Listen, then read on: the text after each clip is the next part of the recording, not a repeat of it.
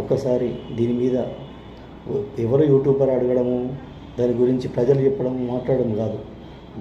ఇలాంటి విషయాల మీద గవర్నమెంటు యాక్షన్ తీసుకోవాలి. గవర్నమెంటు కొందరు అంటున్నారు, మీరు చిన్నవాళ్ళ మీదే చూపిస్తారు ప్రతాపం, యూట్యూబ్ ఛానల్ వాళ్ళు అది ఇది అంటున్నారు. చిన్నవాళ్ళ మీద చూపిస్తున్నారంటే పెద్దవాళ్ళ దగ్గరికి అడగడానికి వాడికి పోవడానికి అది వాళ్ళని అడగదు. గవర్నమెంట్ ఏం చేస్తుంది?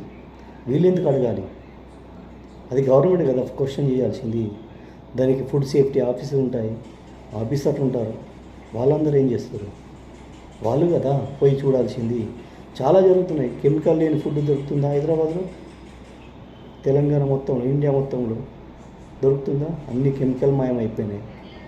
కానీ ప్రతి దాంట్లో కెమికల్ మిక్స్ అవుతుంది. కానీ కొన్ని ప్రమాదాలు జరిగేది ఉంది. సరే, వాళ్ళు ఇచ్చే దాంట్లో ఎక్స్పైరీ డేట్ పెట్టమను కదండి. ఏమవుతుంది? వాళ్ళు తయారు చేసే దాంట్లోనే ఆ బన్ను పావులోనే ఎక్స్పైరీ డేట్ పెట్టమని చెప్పండి. అది సరే, మిగిలిపోద్ది కోవా, మిగిలిపోయిన దాన్ని ఎలా స్టోర్ చేస్తున్నారు? మంచిగానే స్టోర్ చేస్తున్నారా? ఏ విధంగా స్టోర్ చేస్తున్నారు? స్టోర్ చేస్తే దాంట్లో ఫంగస్ వచ్చి ఫుడ్ పాయిజన్ అయ్యే ఛాన్స్ కూడా ఉంది కదా. ఒక్కసారి మనం కూడా ఆలోచించాలి. ఇలాంటివి ఎన్నో జరుగుతున్నాయి. ఇలాంటి క్వశ్చన్ చేయాలి.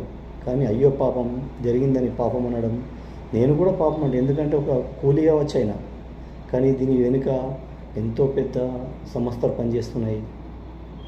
ఎంతో పెద్ద నెట్వర్క్ ఉంది దీనికి. మీరు ఒక మీ ముందటున్న కనబడింది ఒక కూలీ కావచ్చు, కానీ వెనకాల పనిచేసే సంస్థల్ని క్వశ్చన్ చేయండి మీరు.